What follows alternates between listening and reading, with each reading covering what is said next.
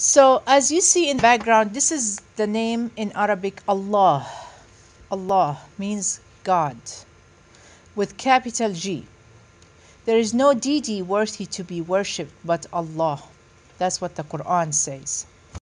And it's very much like we say God in English, just like we say Dios in Spanish. You know, Allah is the Almighty Creator who created us. And I'm going to talk a little bit about it in just a second. So this is the first this is the first page of the Bible in Arabic, Genesis 1. And it says, and the word Allah are circled over here, as you see. So even the Christian Arab, when they refer to their God, they say Allah. They don't say, any other word. They use the word Allah, you know. And look how beautiful when you say it, Allah. You don't have to even use your lips or anything. Allah. And Allah made it so easy for us just to say it, Allah.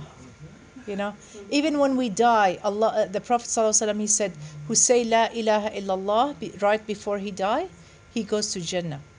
And like, look at that, how easy it is. Like in your, like even when you're sleepy, you say La ilaha illallah. You don't even use your lips, nothing. Allah. So you see, the word Allah is mentioned 7 times in the first paragraph, 38 times in the first page, and thousands of times in the whole Bible. Allah says in the Quran, there is nothing like unto him. He has no partners. He is the creator. He is neither male or female. He is the provider. That is Allah. And He is the only one worthy to be worshipped. The second belief is to believe in the angels. They are the creatures of Allah. They are created from light. They do not have free will.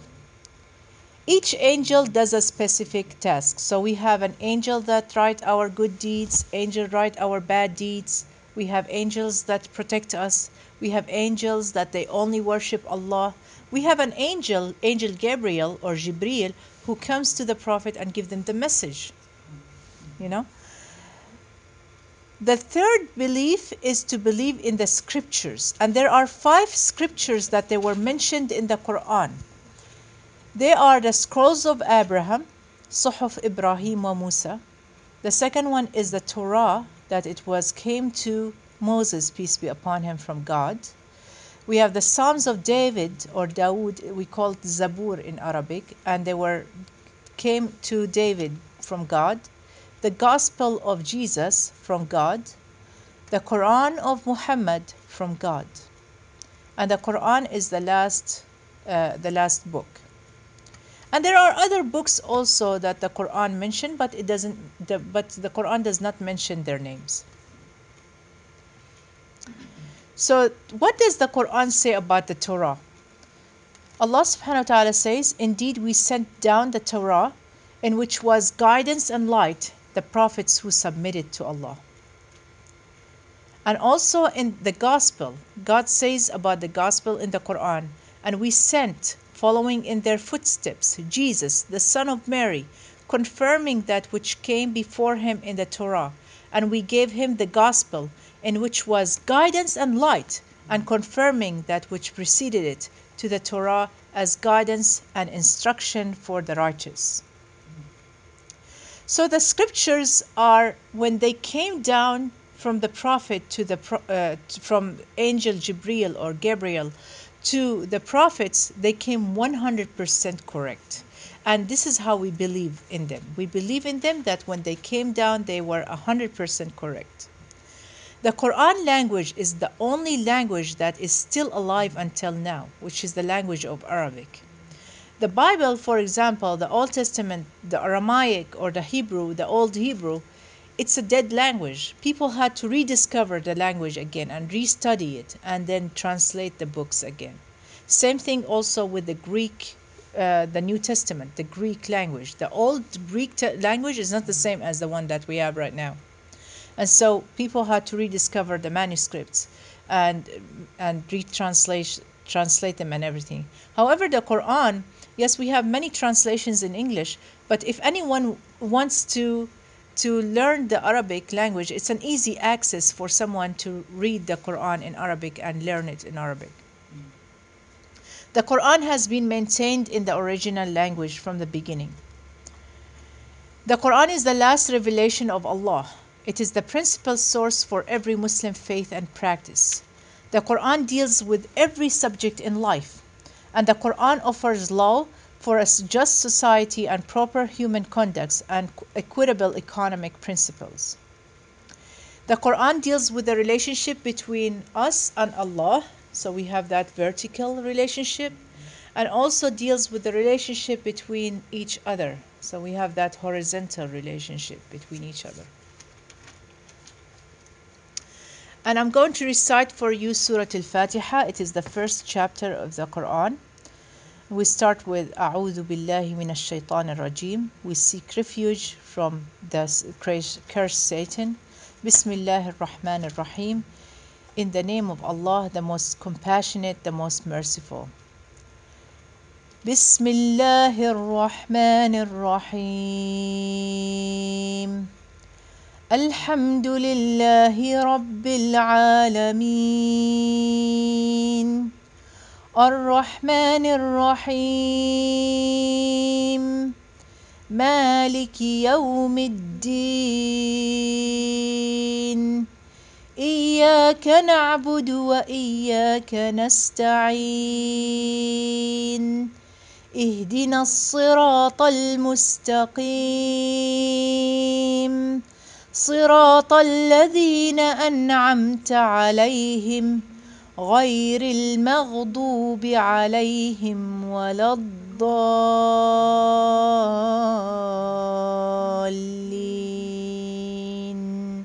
Ameen.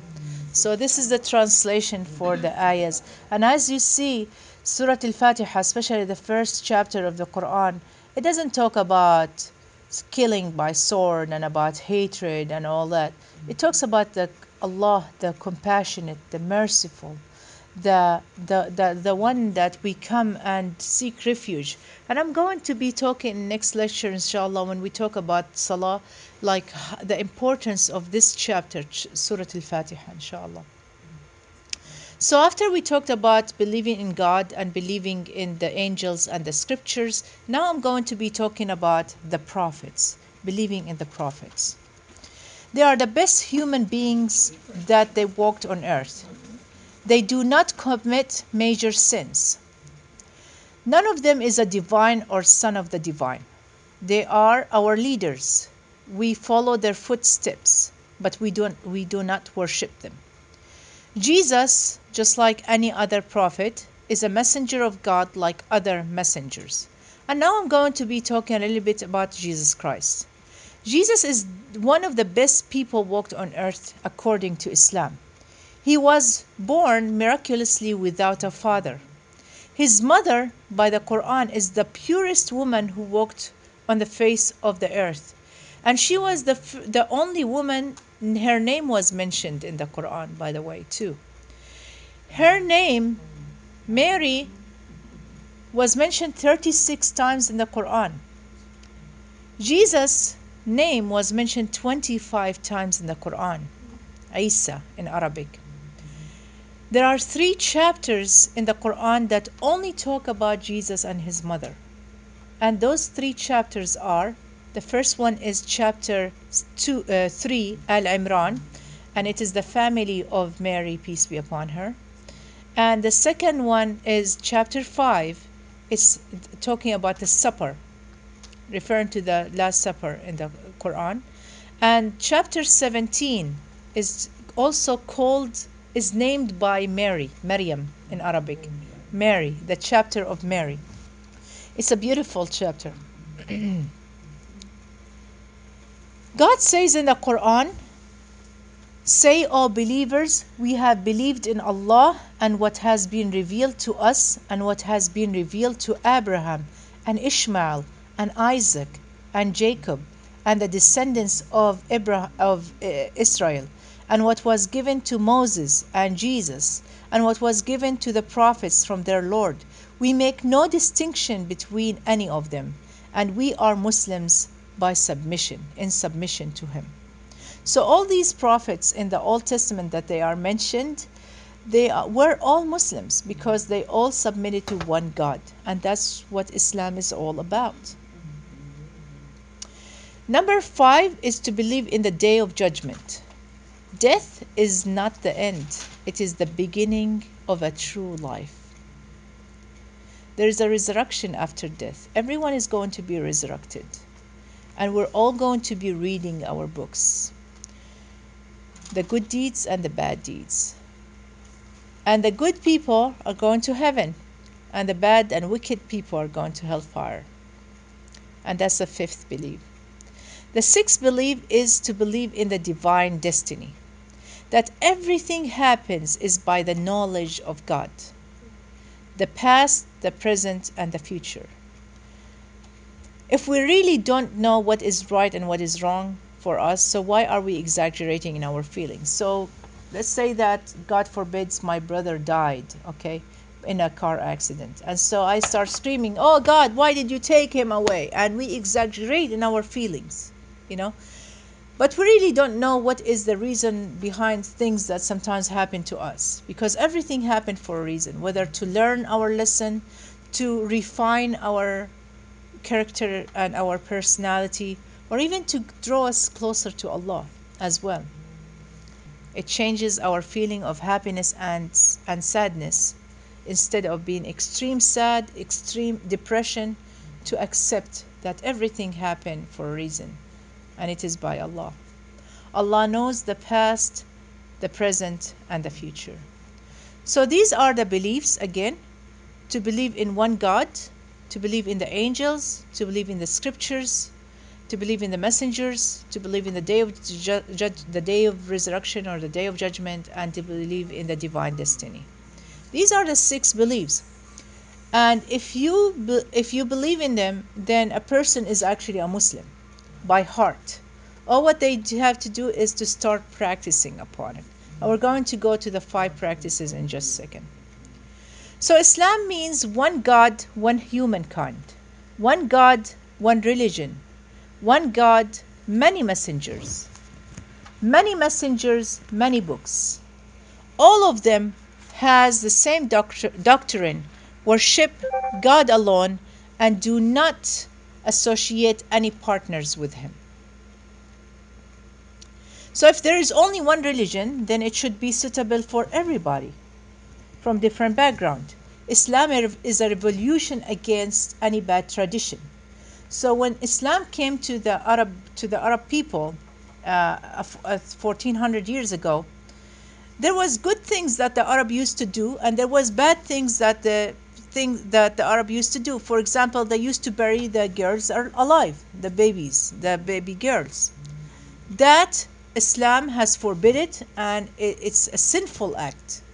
But for example, Arab people used to be very generous. So if someone comes to their home, they're supposed to be hospital for them for like 3 days before they ask him, why are you here? So Islam kept that thing. You see what I'm saying? So Islam keeps the good manners and good ethical conducts, and remove any bad tradition and bad things. And we see the Muslims, well, why are the Muslims are acting like this now? Because Islam is like water. It's clear. It has no smell, no taste, right? And it nourishes the body. But if you put just a little bit of anything, like a small, like color or anything, like a little drop, it changes the color of the water. Same thing with Islam and culture. Islam is pure, it's clear. But once a person put a culture in it, it changes the whole taste, it changes the whole smell, it changes the whole appearance, right? Islam is the only religion that was not named after someone. So we know, like, Buddhism is named after Buddha. Hinduism is after the name India. Christianity after Christ. Islam is the only name. It means to submit to only one God.